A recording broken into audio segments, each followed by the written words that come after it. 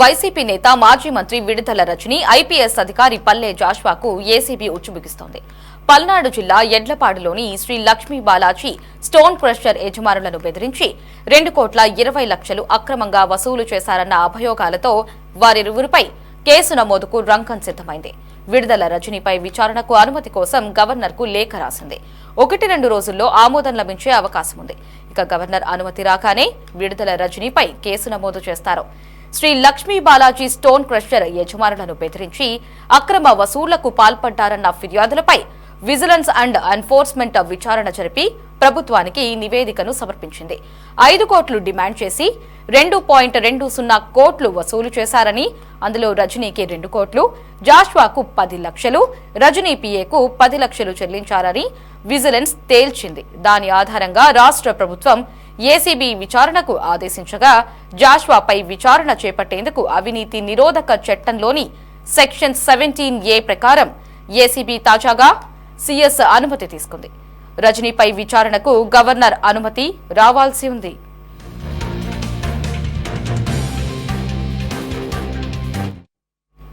దీనిపై మరిన్ని అప్డేట్స్ ని మా కరెస్పాండెంట్ రామకృష్ణ ఫోన్ లో అందిస్తారు.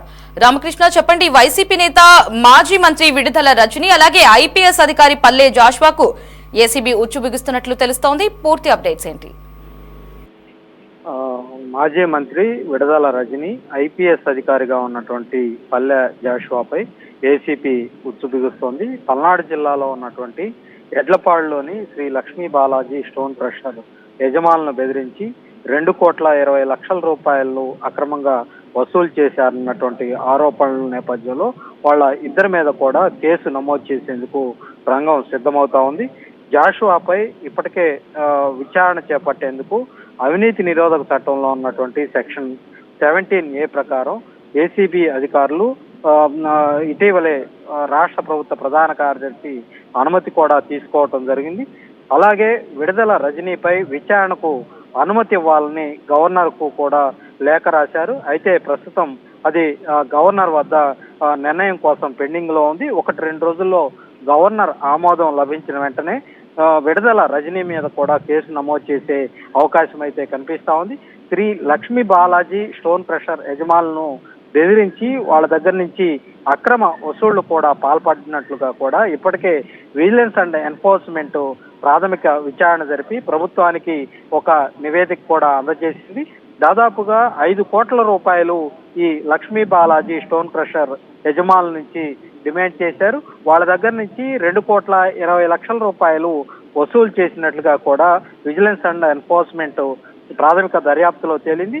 ఆ వసూలు చేసిన మొత్తంలో మాజీ మంత్రిగా ఉన్నటువంటి విడుదల రజని 2 కోట్లు తీసుకున్నారు. అలాగే ఐపీఎస్ అధికారిగా ఉన్నటువంటి జాషువా 10 లక్షల రూపాయలు, రజని పిఏ రామకృష్ణ మరో 10 లక్షల రూపాయలు తీసుకున్నట్లుగా కూడా విజిలెన్స్ నిర్ధారణ చేసింది.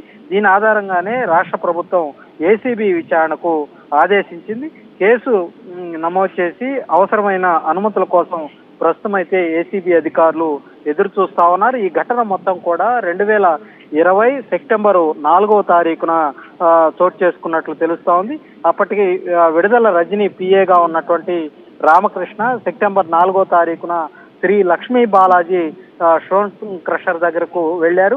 అక్కడ ఎమ్మెల్యే గారు మిమ్మల్ని పిలుస్తున్నారంటూ ఆ యజమానులకు ఆదేశాలు జారీ చేశారు. అయితే యజమానులు ఆమెను కలిసేందుకు కొంత తటపటాయించడం జరిగింది. ఒకవేళ రాకపోతే మీకు జరిమానాగా 5 కోట్లు వేయాల్సి ఉంటుందని కూడా పిఏ రామకృష్ణ హెచ్చరికలు జారీ చేశారు. ఆ తరువాత అక్కడ స్థానికంగా గుంటూరు విజిలెన్స్ అండ్ ఎన్ఫోర్స్మెంట్ సంబంధించి జాషువా ఆయన ఐపీఎస్ అధికారి ఆయన ఆ స్టోన్ క్రషర్ కు తనిఖీలకు వెళ్ళటం, తనిఖీలకు వెళ్లి 50 కోట్ల జరిమానా మీకు విధిస్తామని కూడా యజమానులకు హెచ్చరికలు జారీ చేసి వచ్చారు. ఆ తర్వాత కొద్ది రోజుల తర్వాత విడుదల రజని చెప్పినట్లు చేయాలి, లేదంటే జరిమానా మొత్తం చెల్లించాలని కూడా విధిస్తామని కూడా హెచ్చరికలు జారీ చేసినట్లు తెలుస్తోంది. జాషువా చేసినటువంటి ఒత్తిడితోటే సెటిల్మెంట్లకు రావాలని కూడా స్టోన్ క్రషర్ యజమానులకు సూచించడం, ఆ తర్వాత స్టోన్ క్రషర్ యజమానులు 50 కోట్లు చెల్లించడం పెద్ద భారం అవుతుందన్నటువంటి ఉద్దేశంతో వాళ్ళు అడిగిన మొత్తం ఇవ్వాలని విడుదల రజనీకి సంబంధించినటువంటి పిఏతో పాటు జాషువా వద్ద సెటిల్మెంట్లు కూర్చున్నారు. ఆ సెటిల్మెంట్ లో 2,20,00,000 యాజమాన్యం వాళ్లకు చెల్లించడం జరిగింది. ఆ తీసుకున్న మొత్తంలో 2 కోట్లు రజనీకి చేరితే మిగిలిన 10 లక్షలు 20 లక్షలు కూడా 10 లక్షల రూపాయలు జాషువా 10 లక్షల రూపాయలు రజనీ పిఏగా ఉన్నటువంటి రామకృష్ణ తీసుకున్నట్లుగా కూడా ఈ విచారణలో అయితే తేలింది. ఏదేమైనప్పటికీ కూడా ప్రస్తుతం అయితే ఈ విజిలెన్స్ ఎన్ఫోర్స్మెంట్ ప్రభుత్వానికి ఒక నివేదిక అందజేసింది. దాని ఆధారంగానే ప్రస్తుతం అటు రజనీతో పాటు ఐపీఎస్ అధికారిగా ఉన్నటువంటి జాషువా రజనీ పిఏ రామకృష్ణుల మీద కేసు నమోదు చేసేందుకు ప్రస్తుతం అయితే రంగం సిద్ధమవుతా ఉంది. Right Ramakrishna, thanks for the updates.